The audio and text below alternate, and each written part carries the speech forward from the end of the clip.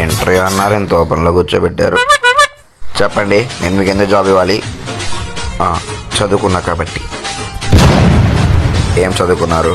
School, college? మీ 10th class score ఎంత?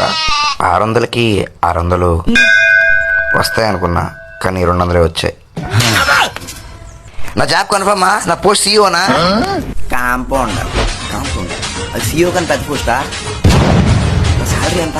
1,00,000, 2,00,000, 30,00,000, 10,000? 10,000 sir? నేను 20 సంవత్సరాలు చదువుకున్నా సార్, అందులో సగం చెప్పారు మీరు. నువ్వు ఇంకా 10 సంవత్సరాలు చదువుకున్నా నీకు ఇచ్చేది అంతే. మా కాలేజీలో చెప్పారు సార్, చదువుకుంటే 1,00,000, 2,00,000, అవసరమైతే 30,00,000 సంపాదించొచ్చాను సార్. అది కోటిలో 1,00,000 వస్తుంది.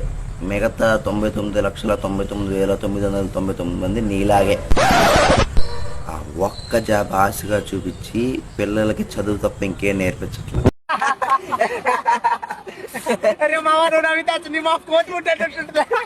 ఫ్రెండ్స్, మీ మీద ఎవరైనా జోక్ వేస్తే మీరు ఆ జోక్ ని జోక్ గా తీసుకోకండి. ఆ జోక్ వేసిన వాడి దగ్గరికి వెళ్ళి మళ్ళీ ఒకసారి చెప్పాలని అడగండి. వాడికి అది కన్ఫ్యూజ్ అయ్యి ఇంకా వాడు మీ మీద జోక్ వేయడు. మరి ఒకసారి చెప్పు.